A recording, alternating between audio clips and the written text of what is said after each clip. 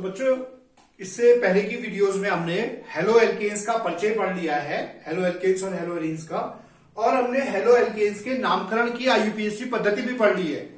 इसके साथ साथ पहले की वीडियोस में हमने हेलो एल्केन्स में समावेयता यानी कि आइसोमेरिज्म के बारे में भी पढ़ा है। आज की वीडियो में मैं आपको बताऊंगा कि हेलो एल्केन्स को बनाने की विधियां। तो आज हमारा जो टॉपिक है वो है हेलो एल्केन्स के बनाने की सामान्य विधियां। Halo alkanes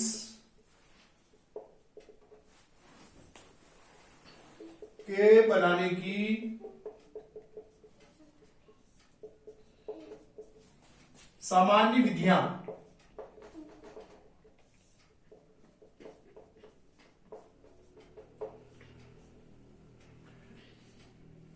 general methods, general methods of preparation of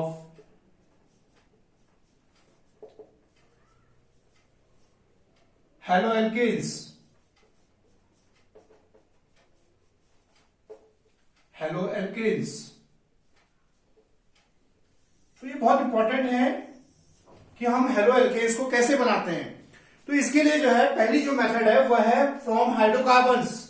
hydrocarbon से बनाते हैं हम इनको, हाइड्रोकार्बन्स। आप जानते हैं कि हाइड्रोकार्बन्स ऐसे कंपाउंड्स होते हैं जो जिनमें हाइड्रोजन और कार्बन होते हैं, दो चीजें। तो ऐसे जो यौगिक होते हैं जिनमें कार्बन और हाइड्रोजन होता है उनको हाइड्रोकार्बन्स कहते हैं। और हाइड्रोकार्बन्स हमारे तीन है, एल्केन, एल्कीन और एल्काइन। तो सबसे पहले हम इसमें हाइड्रोकार्बन्स में से हम सबसे पहले पढ़ेंगे कि from alkanes. From alkanes, alkanes से हम कैसे बनाएंगे, एल्केन्स से। तो एल्केन से बनाने की जो मेथड है हेलो एल्केन्स को वो है फ्री रेडिकल हेलोजिनेशन। इसको हम बोलते हैं मुक्त मूलक हेलोजनीकरण के द्वारा। तो इसको हम बनाते हैं free radical halogenation of alkanes, यानी कि हिंदी में एल्केनू के मुक्त मूलक हेलोजनीकरण द्वारा। हेलोजनीकरण द्वारा।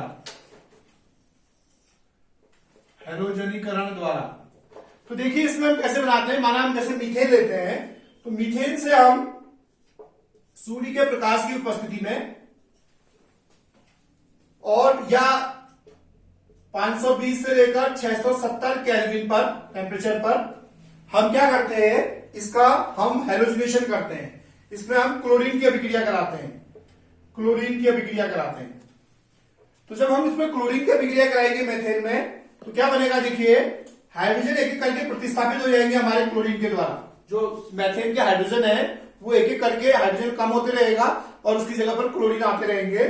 तो पहले हमारा बन जाएगा CH3Cl, एक हाइड्रोजन कम हुआ और एक उसकी जगह क्लोरीन आ गया। इसी प्रकार से हमारा एक हाइड्रोजन और कम होगा तो ये हो जाएगा CH2 और उस हाइड्रोजन की जगह पे Cl आ जाएगा, तो ये हो जाएगा CH2Cl2 प्लस ऐसे ही फिर एक हाइड्रोजन कम होगा और उसकी जगह पर Cl आ जाएगा, CHCl3 प्लस CCl4। ये हमारे बन जाएंगे।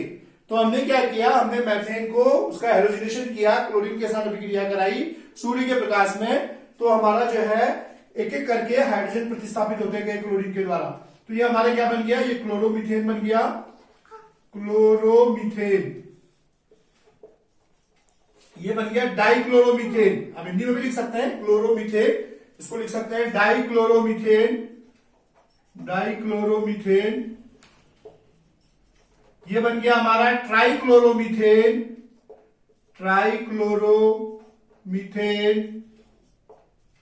और ये बन गया हमारा टेट्राक्लोरोमीथेन, जिसमें हमारे 4 के 4 हाइड्रोजन जो है क्लोरीन के द्वारा प्रतिस्थापित हो गए, टेट्राक्लोरोमीथेन। तो ये हमारा जो है रिएक्शन है जिसमें हमने क्या किया कि हमने एल्केनू का, ये एल्केन है, इसका हमने मुक्त मूलक हेलोजनीकरण किया, फ्री रेडिकल हेलोजिनेशन किया इसका हमने। अब हम जो है इसी प्रकार से हम इसको प्रोपेन के लिए भी ले सकते हैं। माना हम प्रोपेन के साथ इसकी अभिक्रिया कराएं, ये हमारा एन प्रोपेन है या प्रोपेन है। प्रोपेन की अभिक्रिया हम किससे करा रहे हैं? क्लोरीन से करा रहे हैं। तो हमारा क्या होगा, यहां पर भी जो है हम इसकी अभिक्रिया कराएंगे सूर्य के प्रकाश में, तो हमारा 1 क्लोरोप्रोपेन बन जाएगा। देखिए यहां पर का जो एक H है वो हटके Cl आ गया उसकी जगह पे, और इसके साथ साथ एक दूसरा यौगिक बन जाता है 2 क्लोरोप्रोपेन।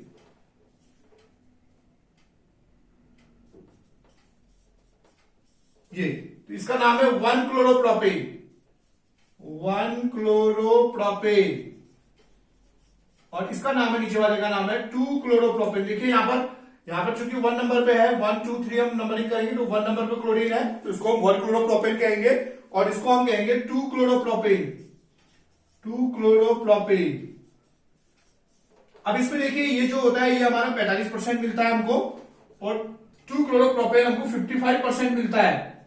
इसकी इतनी मात्रा मिलती है हमें 55%। तो ये देखा हमने कि प्रोपेन में किस तरह से क्या हुआ, सूर्य के प्रकाश की उपस्थिति में उसका हाइड्रोजनेशन होने पर 1 क्लोरोप्रोपेन और 2 क्लोरोप्रोपेन हमें प्राप्त हुए। अब हम दूसरी मेथड पढ़ते हैं हेलो एल्केन्स को बनाने की। ये मेथड है एल्कीनू से, तो ये आपने नोट कर लिया होगा। तो हेलो एल्केन को बनाने की हम दूसरी मेथड पढ़ रहे हैं एल्कीनू से। तो एल्कीनू से हम कैसे बनाते हैं हेलो एल्केन्स को? तो एल्कीनू का हम क्या करते हैं, एल्कीनू में हम जो है योग करते हैं, हाइड्रोजन हैलाइड का योग करते हैं एल्कीनू में। तो हम जो एल्कीनू से बनाते हैं, दूसरी मेथड है एल्कीनू से। एल्कीनू से हम कैसे बनाते हैं? इससे हम बनाते हैं, हम एल्कीनू का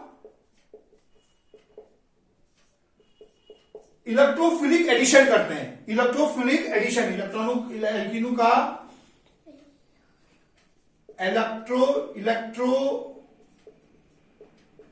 इलेक्ट्रोफिलिक योग। किस पर? एल्कीनू का इलेक्ट्रोफिलिक योग, एल्कीनू का हाइड्रोजन हैलाइडों पर। मैं इसको दोबारा से लिख दे रहा हूं, एल्कीनू का हाइड्रोजन हैलाइडों पर, हाइड्रोजन हैलाइडों पर इलेक्ट्रोफिलिक योग by the electrophilic addition, electrophilic योग से, इलेक्ट्रोफिलिक योग से, या आप कह सकते हैं इसको by the electrophilic addition, electrophilic addition of hydrogen halides,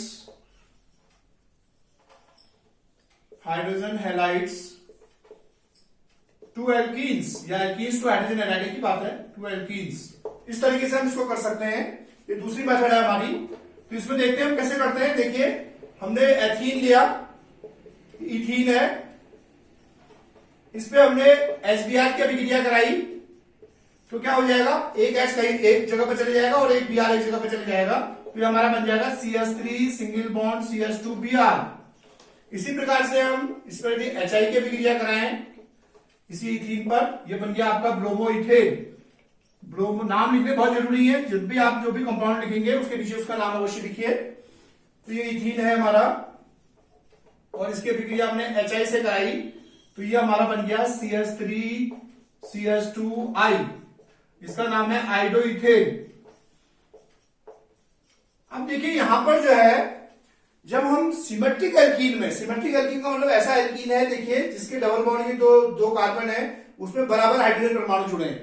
तो ऐसे यौगिकों में जब हम हाइड्रोजन हैलाइड का योग करते हैं तो हमें कोई दिक्कत नहीं होती, क्योंकि दोनों हाइड्रोजन एक जैसे हैं। आप कहीं पर भी एस ले लीजिए, कहीं पर भी Br ले लीजिए। लेकिन जब एसिमेट्रिक एल्कीन होते हैं, असममित एल्कीन होते हैं, तब जो योग अभिक्रिया होती है यह मार्कोनिकॉफ के नियम को फॉलो करती है, यानी कि तब इस पर मार्कोनिकॉफ का नियम लगता है। तो असममित एल्कीन में क्या होता है, असममित एल्कीन समझ लीजिए, जैसे आपका असममित एल्कीन है CH3 single bond CH, double bond CH2। यह असमित एल्कीन है और इसमें हमने माना HBr जोड़ना है। तो यहां की बात मैं कह रहा हूं, इस असमित एल्कीन में हमने HBr जोड़ना है। तो यहां पर हमारा एक बहुत इंपॉर्टेंट लॉ लगेगा, जिसका नाम मैं लिख दे रहा हूं,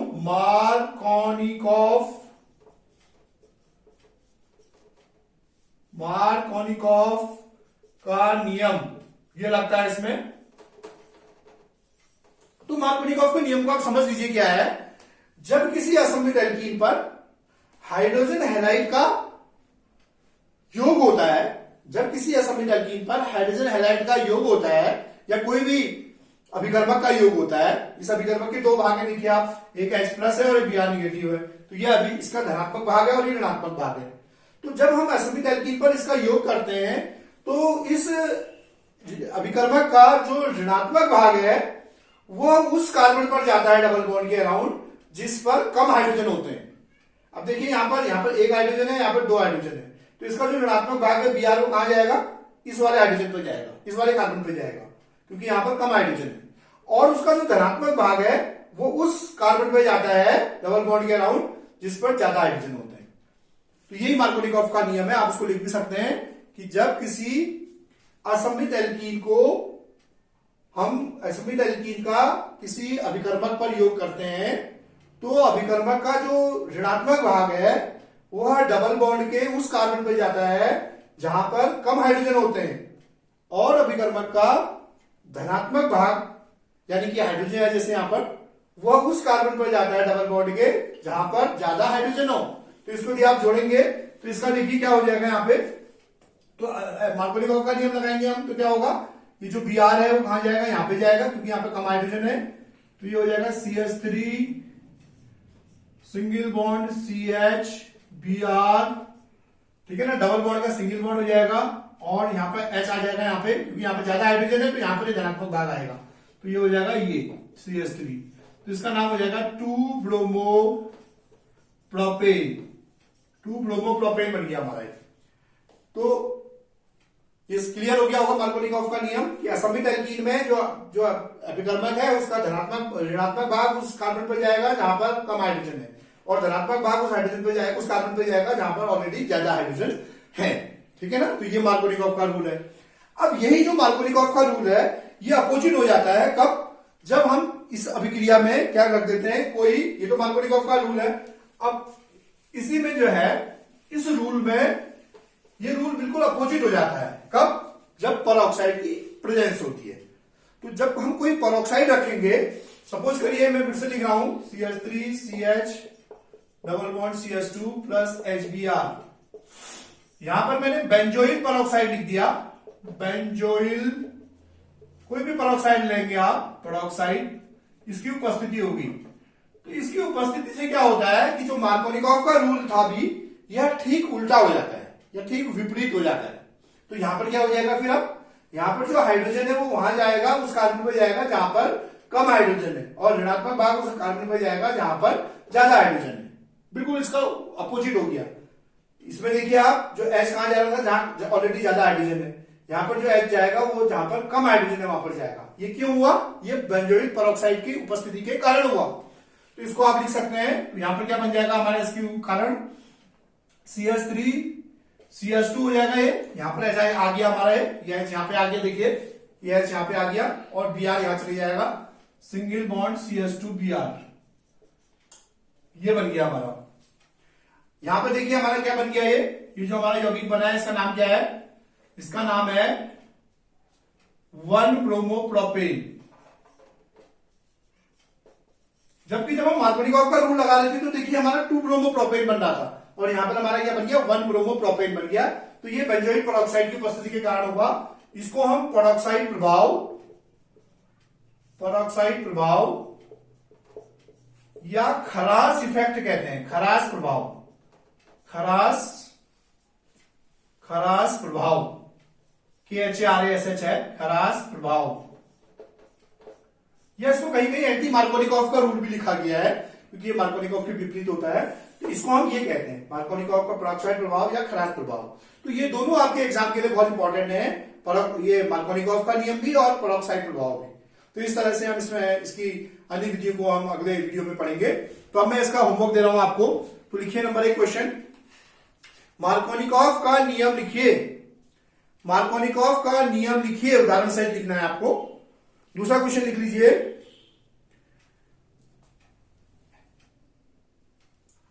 एल्केनू से एल्किल हैलाइड बनाने की समीकरण लिखिए।